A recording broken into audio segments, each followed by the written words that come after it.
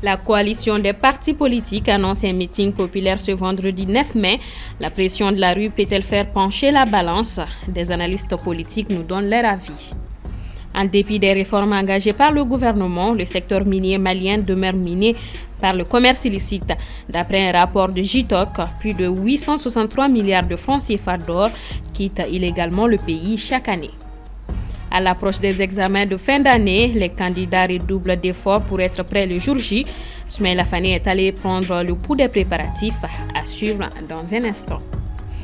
Mesdames et messieurs, bonsoir.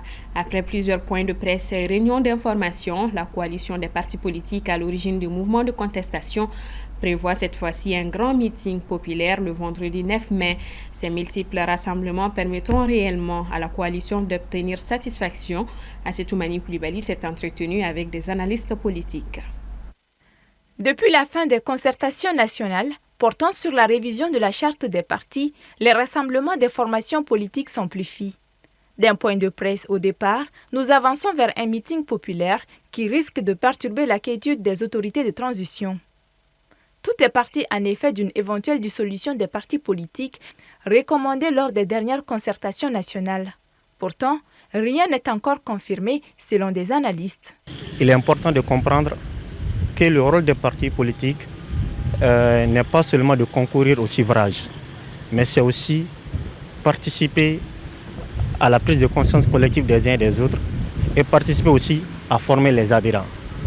Et par les mouvements sortis, naturellement, moi je reste convaincu que cela va apporter quelque chose dans un sens positif. Des actions qui font penser à celles tenues à 2020, mais avec des différences. Pour Madani Kanté, si les mouvements se poursuivent, les 101 partis protestataires pourraient se faire rejoindre par d'autres secteurs tels que des associations de la société civile, des acteurs des régions ou encore des syndicats corporatistes. Donc aujourd'hui, personne n'a intérêt de revivre encore ce scénario, le scénario de 2020. Donc aujourd'hui, il faut vraiment que le gouvernement ouvre les portes du dialogue avec les partis politiques et la société civile pour voir dans quelle mesure ils peuvent mettre en place une nouvelle charte qui va davantage consolider notre système partisan.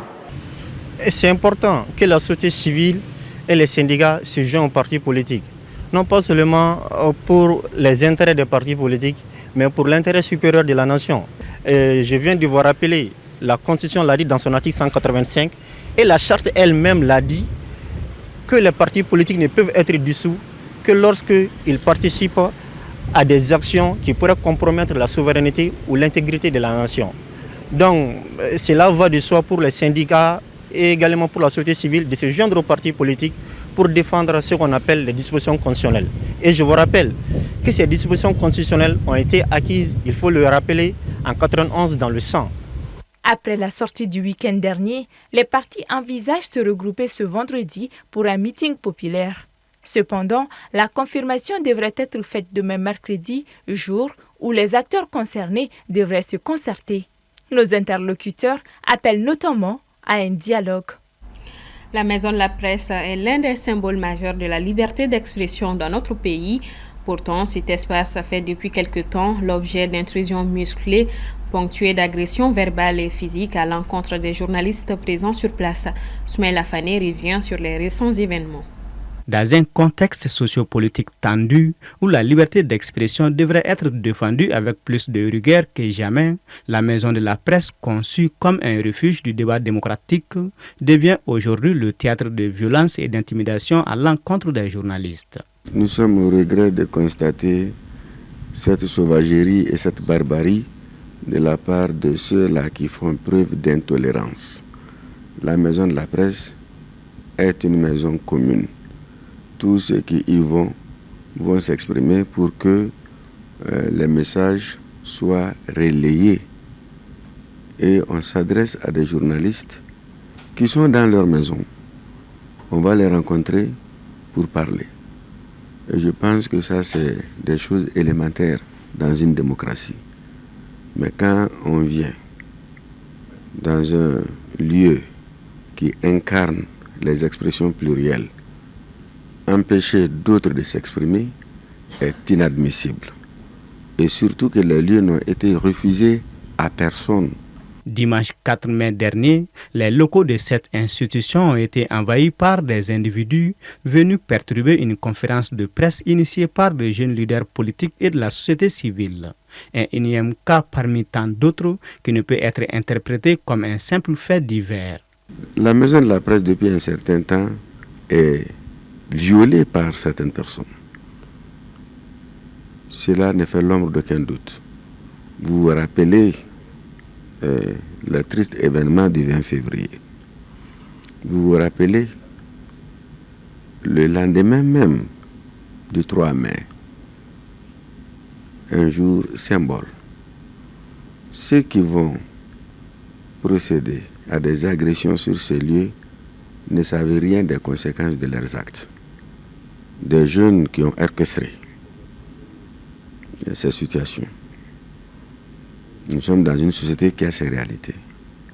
Nous sommes dans un pays qui a ses spécificités. Nous les avons appelés physiquement pour faire des mises en garde. Et je crois que nous souhaiterions que ce qui s'est passé soit la dernière fois. Selon lui, les actes survenus le 4 mai sont non seulement intolérables mais également dangereux. La maison de la presse appelle donc les autorités à assumer leurs responsabilités face à de tels agissements qui ne favorisent en rien la cohésion sociale dans notre pays. Sur un tout autre plan, malgré les réformes du gouvernement, le secteur minier reste toujours détraqué par le commerce illicite. En effet, selon un rapport du GITOC, plus de 863 milliards de francs CFA d'or sortent illégalement du Mali chaque année. Djeneba Samake nous en parle. Comme plusieurs, les rapports 2023 des GITOC estiment que jusqu'à 30 tonnes d'or quittent le Mali chaque année sans être enregistrées par les autorités. Converti à la valeur du marché, cela représente une fuite potentielle de plus de 863 milliards de francs CFA. Selon des spécialistes, ce montant qui est un manque à gagner pour l'État reste à vérifier. Il confirme tout de même la persistance du commerce illicite de l'or malgré les réformes mises en place par le gouvernement. Si vous prenez le secteur de l'orpaillage, qui est un secteur pourvoyeur d'emploi, qui emploie presque plus d'1 million de Maliens, sa production réelle n'est pas connue par l'État. Souvent, c'est des estimations. Ils font souvent 6 tonnes, souvent 8 tonnes, souvent 10 tonnes, mais les chiffres réels, les statistiques réelles ne sont pas connues par l'État. L'État fait des estimations. Pourquoi? Parce que l'exportation de l'or issu de l'orpaillage n'est pas contrôlée ni dans sa commercialisation, ni dans sa vente par l'État. Donc, ce qui fait que les chiffres qui sont déclarés ne sont jamais des chiffres réels. Tout compte fait, des centaines de milliards de francs CFA échappent au contrôle de l'État parce que l'or est exporté à l'état brut et le circuit de commercialisation n'est pas maîtrisé par l'État. Pour pallier cela, l'État doit penser à mettre en place des structures de raffinage d'or, miser sur des partenariats privés-État à travers la raffinerie Marina Gold pour pouvoir canaliser la production aurifère issue de l'orpaillage et éviter l'exportation de l'or à l'état brut. Et quand cet or-là est raffiné sur place au Mali, avec la raffinerie Marina Gold, je pense que ça va permettre à l'État de connaître la quantité réellement produite. Et maintenant, mettre en place un comptoir unique d'achat et de vente. C'est-à-dire ce comptoir unique, la raffinerie va travailler avec ce comptoir et maintenant, c'est ce comptoir qui va se charger maintenant de l'exportation. Le privé pour exporter est obligé de passer maintenant par ce comptoir.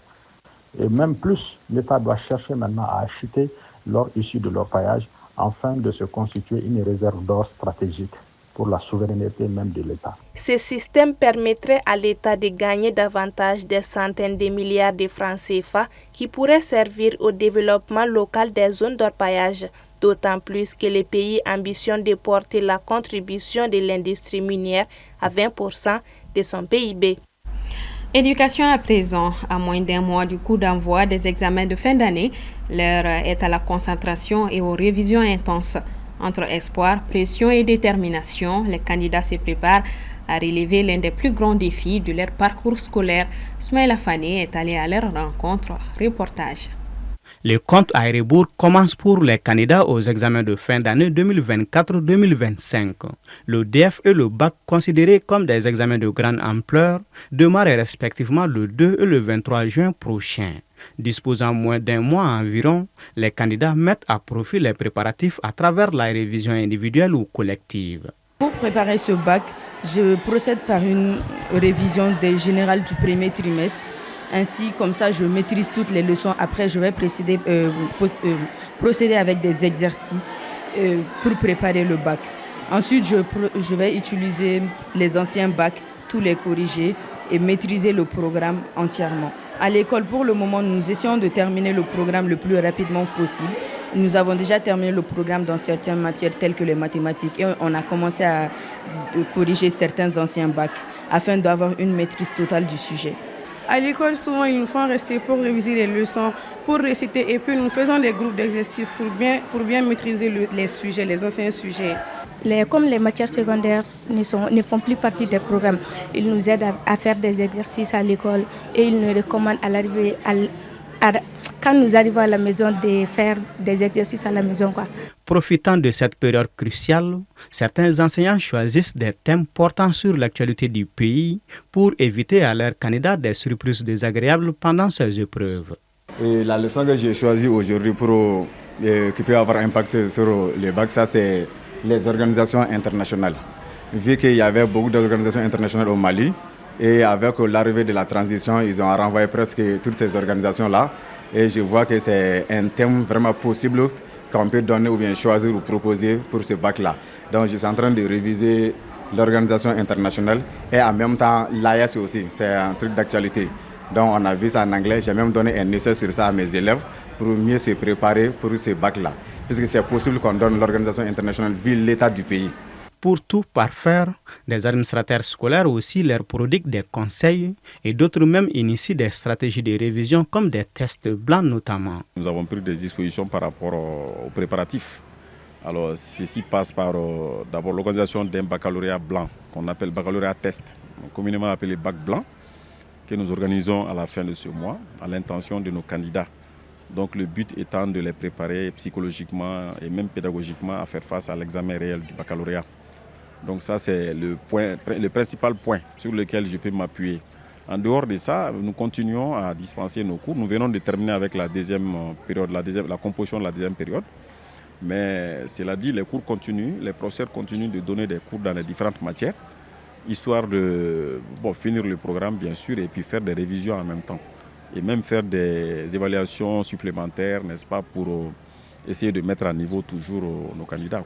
Pour cette année 2024-2025, l'examen du CAP donne le top départ de cette série des examens à partir du 19 mai et le BT agropastoral ferme la manche à partir du 29 août 2025. En bref, la Cour internationale de justice a déclaré le 5 mai qu'elle rejetait la plainte du Soudan accusant les Émirats arabes unis de complicité des génocides, se déclarant manifestement incompétente pour statuer sur cette affaire. Le pays d'Afrique de l'Est a attaqué en mars les Émirats devant la CIJ à La Haye, les accusant de complicité des génocides à l'encontre de la communauté massalite en raison de leur soutien présumé aux paramilitaires des forces de soutien rapide qui combattent l'armée soudanaise.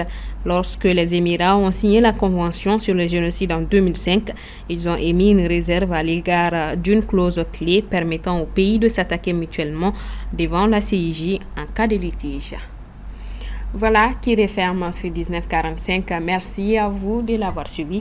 Bonsoir à tous et à demain.